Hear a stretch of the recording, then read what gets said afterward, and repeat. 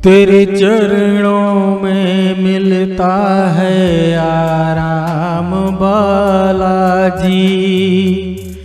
मेहंदीपुर हथियार धाम बालाजी। मेहंदीपुर बालाजी एक ऐसा स्वयं सिद्ध स्थान है जहाँ की महिमा अपने आप में अद्भुत है और यह स्थान भक्तों की श्रद्धा कल्याण के साथ साथ प्रेत बाधाओं से मुक्ति पाने का भी सर्वश्रेष्ठ स्थान है। बहुत से लोग अक्सर मुझसे कहते हैं कि उनको अपनी समस्या के हल के लिए मेहंदीपुर जाने के बाद भी कोई समाधान या कोई हल नहीं निकला। और बहुत से लोग तो कई बार यहाँ तक कहते हैं कि शायद अब बालाजी के स्थान में वह शक्ति नहीं रही, या तो हमारी समस्या इतनी बड़ी है कि वह बालाजी के वश में हटाना उसका है ही नहीं। तो ऐसे में मैं अपने उन सभी भाइयों और बहनों को बता देना चाहता हूँ कि ना ही बालाजी की शक्ति में कोई कमी आई है और ना उनके हृदय में कोई भेदभाव है। वास्तव में वहां जाने से पहले कुछ नियमों और सावधानियों का पालन करना आवश्यक होता है, जो प्रायः कई बार जानकारी के अभाव में हम नहीं कर पाते या फिर कई बार जल्दबाजी के चक्कर में हम उनका पालन करना भूल जाते हैं। तब ऐसी दशा में हमें वे परिणाम नहीं मिलते जो कि हमारे लिए अपेक्षित होते हैं या फिर हमें मिलने चाहिए। आज के अपने इस अंक में मैं आपको उन सभी बातों और नियमों को बताऊंगा जो बालाजी की यात्रा करने से पूर्व एवं वहां की यात्रा करके वापस आने के बाद पालन करने होते हैं। मेहंदीपुर बालाजी धाम दौसा जिला राजस्थान में स्थित है। इस मंदिर के सर्वप्रथम महंत गणेशपुरी जी महाराज को एक रात सपना आया और सपने में वो क्या देखते हैं कि वे इस घने जंगल में विचरण कर रहे हैं और देखते हैं कि दूर से सैकड़ों जलते हुए दियों के साथ एक बड़ी लंबी चौड़ी सी फौज चली आ रही है। यह फौज इस स्थान पर जहाँ की आजकल मंदिर है वहाँ पर रुकती है और फिर पूरी फौज इस स्थान पर 3 प्रदक्षिणाएं करती है।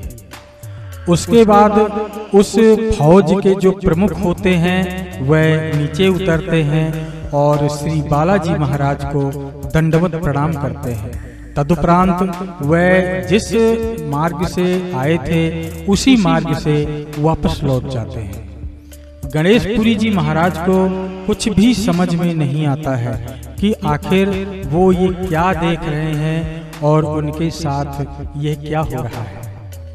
वे सपने में ही वापस अपने गांव लौटते हैं और देखते हैं कि पुनः आंख लग गई और पुनः स्वप्न में उन्हें 3 मूर्तियां दिखाई दी और उनके कानों में एक आवाज गूंजी कि उठो और मेरी सेवा का भार संभालो। महंत महाराज को अभी भी कुछ समझ में नहीं आया, जिसके बाद अंत में स्वयं बालाजी महाराज साक्षात उनके समक्ष खड़े हो गए और उनसे बोले कि उन्हें बालाजी की पूजा और अर्चना का भार संभालना है। स्वयं बालाजी के दर्शन के उपरांत गणेश जी महाराज दूसरे ही दिन सुबह गांव वालों को इकट्ठा करके उस स्थान पर पहुंचते हैं और जमीन की खुदाई आरंभ करवाते हैं। खुदाई करने के बाद उन्हें वहां पर 3 मूर्तियां दिखाई देती हैं। हालांकि अभी भी गांव के कुछ लोग जो थे वे इस बात को झूठ और प्रपंच कहकर उसका भरोसा नहीं कर रहे थे, जिसके कारण बालाजी की जो 3 मूर्तियां दिखनी शुरू हुई थीं, वह दोबारा जमीन में समाने लग जाती हैं। तब गांव के लोगों को अपनी गलती का आभास होता है और वे मिलकर बालाजी से क्षमा प्रार्थना करते हैं और इस प्रकार बालाजी का प्रादुर्भाव एवं उनके छोटे से मंदिर की नींव पड़ती है। हालांकि बालाजी के चमत्कार की और बालाजी के महात्म्य की बहुत सारी कथाएं प्रचलित हैं और उन कथाओं को किसी प्रमाण की या किसी तथ्य की या उनको सत्यापित करने की आवश्यकता बिल्कुल नहीं है, किंतु एक बहुत महत्वपूर्ण कथा जो मेहंदीपुर बालाजी के साथ जुड़ी हुई है उसके बारे में मैं आप लोगों को निश्चित ही बताना चाहूँगा। बालाजी महाराज ने लगभग 1910 ईस्वी के आसपास अपना चोला स्वतः त्याग दिया और उस चोले का जो भी अपभ्रंश निकला उसको भक्त गणों ने बैलगाड़ी में लेकर गंगा प्रवाह के लिए निकलने का विचार किया। समस्त चोले को बैलगाड़ियों में भरकर भक्तगण निकले और मंडावर स्टेशन पर पहुंचे। वहां के स्टेशन मास्टर ने उस समस्त सामान को गांव वालों का माल असबाब समझा और गांव वालों से बोला कि आप लोगों को इस सारे माल का भाड़ा देना होगा। भक्त गणों ने बोला कि ये कोई माल असबाब या हमारा घरेलू सामान नहीं है, ये मेहंदीपुर के बालाजी का चोला है जो उन्होंने स्वतः त्याग दिया है और अब इस चोले को गंगा जी में हम विसर्जित करने के लिए जा रहे हैं। लेकिन ब्रिटिश स्टेशन मास्टर, जो कि शायद आस्तिक नहीं था या उसने सोचा होगा कि ये गांव वाले मुझे मूर्ख बनाकर शायद भाड़ा नहीं देना चाहते, अस्तु ब्रिटिश स्टेशन मास्टर अपनी बात पर अड़ गया और उसने बोला कि जब तक भाड़ा नहीं दिया जाएगा तब तक यह माल रेलगाड़ी पर नहीं चढ़ेगा। अंततोगत्वा सभी भक्तों ने मिलकर बातचीत की और निश्चित किया कि ठीक है, स्टेशन मास्टर को बोलते हैं कि आप जो है इसका जो भी चोले का अपभ्रंश है उसका तोल कर लो और तोल करने के बाद जो भी उसका भाड़ा निर्धारित होता है वह भाड़ा देकर हम चोले को विसर्जित करने के लिए चले जाएंगे।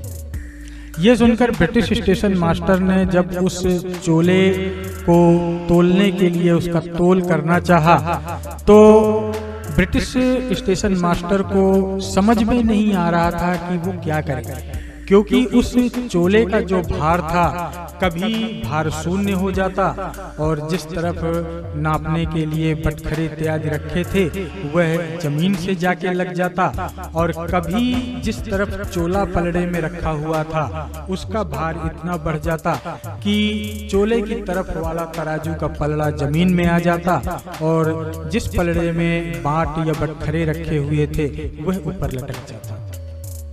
इसी तरीके का कौतूहल कुछ समय तक होता रहा और जब स्टेशन मास्टर को समझ में नहीं आया कि इस सामग्री का तोल कैसे करूं और कैसे भाड़ा निर्धारित करूं, तब अंततोगत्वा उस स्टेशन मास्टर ने भक्तों को अनुमति दे दी कि आप लोग बिना भाड़े के बालाजी के चोले को लेकर गंगा जी में विसर्जित करने के लिए जा सकते हो। और इस प्रकार भक्तों ने जाकर बालाजी के चोले का गंगा विसर्जन कर दिया। मेहंदीपुर बालाजी सिर्फ भूत प्रेतों के समाधान या उनके उपचार के लिए ही सीमित नहीं है। मेहंदीपुर बालाजी के दरबार में जब भी कोई व्यक्ति या जातक पहुंचता है तो उसके जीवन में किसी भी प्रकार की लौकिक पारलौकिक ऊपरी हवाओं से संबंधित यदि कोई भी समस्या होती है तो उसका समाधान बालाजी के दरबार में अवश्य ही मिलता है। भले ही वह समस्या चाहे ग्रह नक्षत्रों से जुड़ी हुई हो या आपके भौतिक जीवन से जुड़ी हुई हो। और यह बात मैं पढ़ी पढ़ाई या किसी की बताई हुई बातों के आधार पर नहीं कह रहा हूँ, यह मेरा स्व अनुभूत अनुभव है। तो बालाजी की यात्रा जब भी आपको करनी हो या आप करने का विचार आपने कर लिया हो, निश्चय कर लिया हो, तो उससे पूर्व कुछ नियम हैं जिनका पालन करना बहुत ही जरूरी होता है। तो अभी हम देखते हैं कि बालाजी की यात्रा का जब हमने निश्चय किया, विचार किया, तो उनकी यात्रा पर निकलने से पहले जो कुछ नियम हैं उनका पालन हमारे लिए आवश्यक है। और वो कौन से नियम हैं, आइए जानते हैं। जिस दिन भी बालाजी धाम की यात्रा करनी हो, उससे 2 सप्ताह पहले से ही तामसिक भोजन का सेवन बंद कर दें। उन 2 सप्ताह में पूर्णतया ब्रह्मचर्य का पालन करें। उन 2 सप्ताह में मांस और मदिरा इत्यादि का सेवन बिल्कुल भी न करें। संकल्प लें एवं संकल्प में अपनी यात्रा का उद्देश्य एवं अपेक्षित लाभ का उल्लेख अवश्य करें। जैसे कि उदाहरण के लिए मैं रमेश, निवासी गोमती नगर लखनऊ, अपनी ऊपरी बाधा के निवारण हेतु मेहंदीपुर बालाजी के धाम की यात्रा का संकल्प लेता हूँ।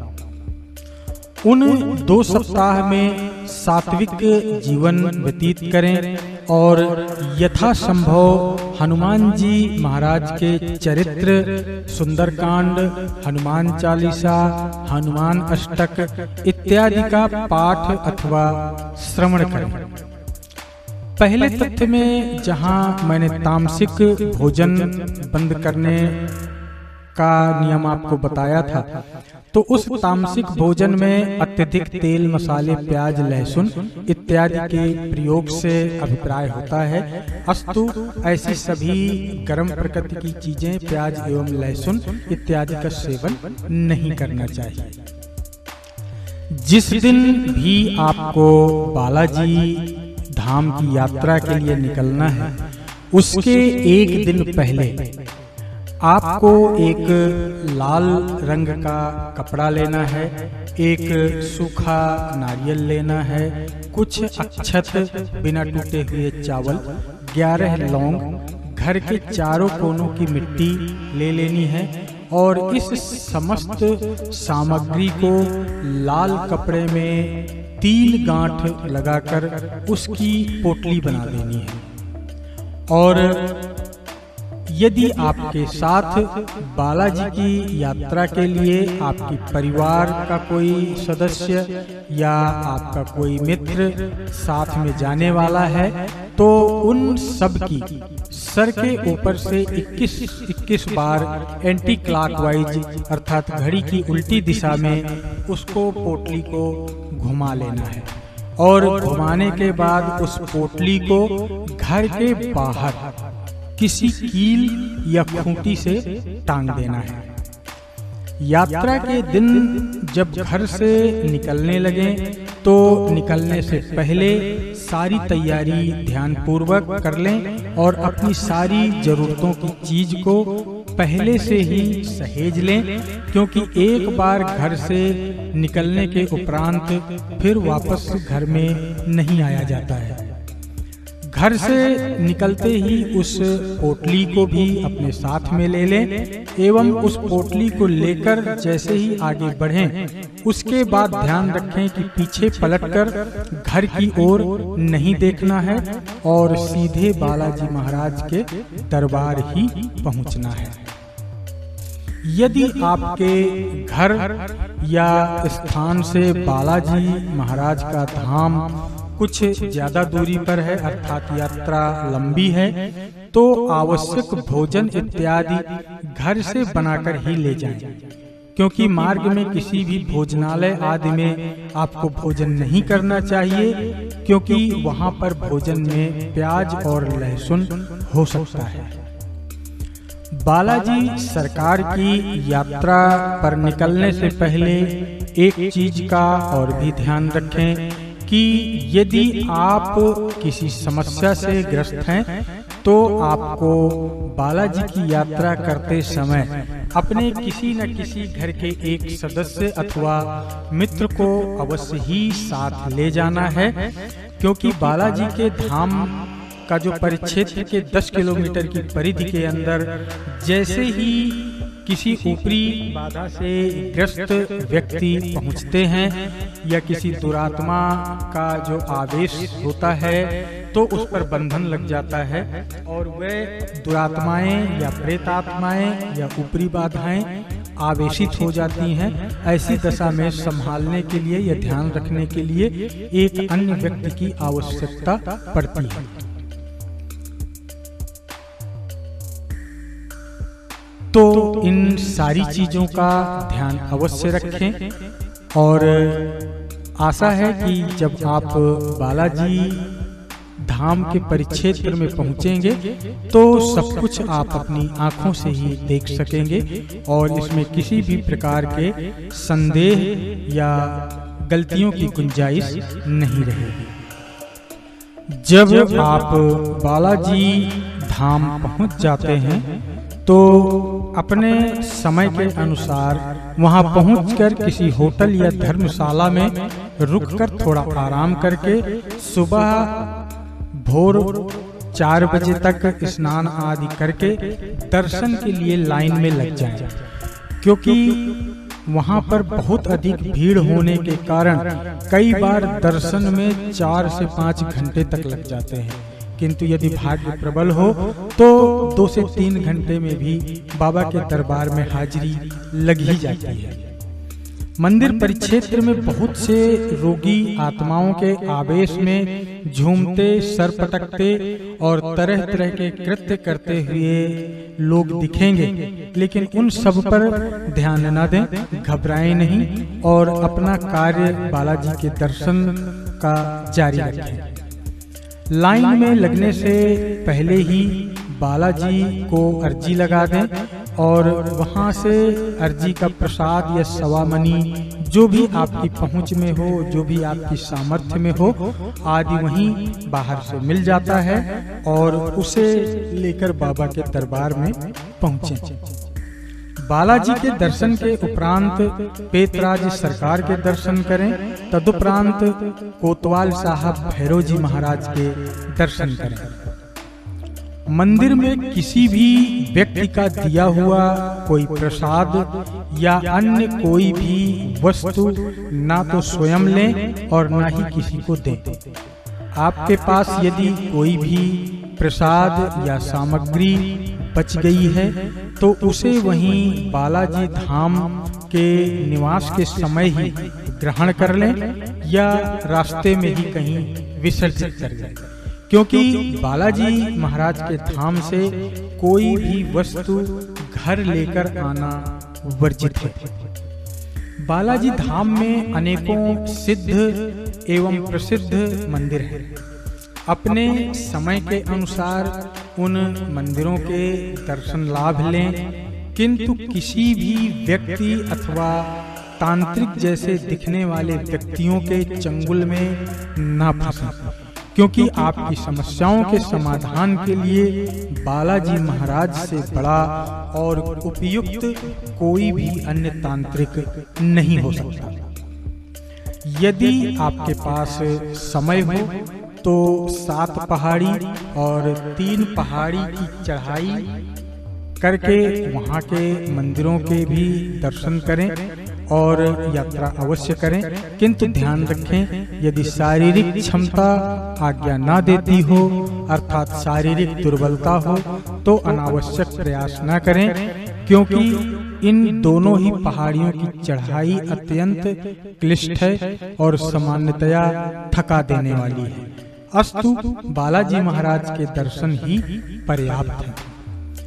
बालाजी महाराज के मंदिर परिक्षेत्र में बेझिझक होकर आप भोजन आदि ग्रहण कर सकते हैं, क्योंकि वहां पर किसी भी भोजनालय में लहसुन और प्याज आदि का प्रयोग नहीं होता है। बालाजी धाम की यात्रा करने के उपरांत जब आप वापस अपने घर आते हैं तब भी 40 दिनों तक आपको कुछ नियमों का पालन करना पड़ता है। वो नियम है कि वापस आने के बाद भी कम से कम 40 दिनों तक तामसिक भोजन अर्थात अत्यधिक तेल, मसाला, लहसुन, प्याज, मिर्च इत्यादि वाले भोजन का सेवन ना करें। 40 दिनों तक पूर्णतया ब्रह्मचर्य का पालन करें। 40 दिनों तक सात्विक जीवन व्यतीत करें। सुबह ब्रह्म मुहूर्त में स्नान करें एवं भगवान हनुमान जी महाराज के चरित्र, सुंदरकांड, हनुमान चालीसा, हनुमान अष्टक इत्यादि का पाठ करें और यदि पाठ करने में सक्षम न हो तो उनका श्रवण करें। 40 दिनों तक मांस और मदिरा का सेवन भी ना करें। इसके अतिरिक्त एक चीज संभव है, यदि आपके ऊपर वास्तव में कोई ऊपरी बाधा या भूत प्रेत बाधा हो तो इन बालाजी महाराज के धाम से वापस आने के बाद कभी कभार आपको कुछ चीजें दिखाई पड़ सकती हैं। यथा जैसे कोई व्यक्ति आपके आसपास आपको उसकी मौजूदगी का आभास हो सकता है। ऐसा लग सकता है कि जैसे कोई आपके साथ चल रहा है। तो इन सभी बातों से घबराएं नहीं, किसी प्रकार का भय अपने मन में ना पालें, क्योंकि यदि सचमुच में आपके ऊपर कोई समस्या थी तो अभी आप जिस शक्ति को महसूस कर रहे होंगे अपने आसपास या अपने पीछे पीछे चलते महसूस करते रहे होंगे, वो कोई और नहीं बालाजी के दूत होते हैं जो आपकी रक्षा के लिए बालाजी के धाम से आपके साथ आते हैं। और 40 दिनों के अंदर जैसे ही आपकी समस्या समाप्त हो जाती है वे दूत वापस बालाजी के धाम में चले जाते हैं। इस प्रकार से यदि आप समस्त नियमों का पूर्ण पालन करते हैं तो प्रश्न ही नहीं उठता कि आपकी समस्या का समाधान ना हो। यह समस्त विषय मेरे स्वयं के अनुभवों पर आधारित है और मेरी समस्या के समाधान में मुझे 40 दिन भी नहीं, मात्र 1 सप्ताह में ही मुझे मेरी समस्या का समाधान मिल गया था, जिसके बारे में मुझे ऐसा लग रहा था कि शायद मेरे जीवन का लक्ष्य समाप्त हो गया। अस्तु बालाजी महाराज पर विश्वास रखें, क्योंकि उनकी क्षमताओं के पार कुछ भी नहीं है और ऐसी कोई समस्या नहीं है जो उनके नियंत्रण में ना हो। और एक चीज आध्यात्मिक जगत में या धार्मिक जगत में और भी ताल ठोक के कही जा सकती है कि आपको आध्यात्मिक रूप से जो लाभ मिलते हैं वो उसी अनुपात में मिलते हैं जिस अनुपात में आपका विश्वास होता है। यदि आप किसी भी देवी देवता उसकी शक्ति पर विश्वास करते हैं और अपने आप को उन्हें समर्पित कर देते हैं तो आपकी रक्षा या आपके सभी प्रकार के अमंगलों को हरण करने के लिए वे बाध्य हो जाते हैं और आप उनकी जिम्मेदारी बन जाते हैं। किंतु यदि आप पूर्ण रूप से विश्वास नहीं करते हैं और आपका विश्वास डावाडोल स्थिति में होता है तो आपको कभी भी उचित परिणाम नहीं मिलते हैं। इसलिए मेरे अनुसार, मेरी सलाह के अनुसार सर्वप्रथम आप अपने मन के अंदर बालाजी महाराज के लिए विश्वास, पूर्ण विश्वास, संपूर्ण विश्वास को जागृत करें और तदुपरांत बालाजी महाराज के धाम की यात्रा करें, उनके दर्शन करें और अपनी समस्याओं को हमेशा के लिए छोड़ दें, त्याग दें। बालाजी खुद ही सब संभाल लेंगे। जय बालाजी महाराज, जय घाटे वाले बाबा, जय मेहंदीपुर वाले बाबा।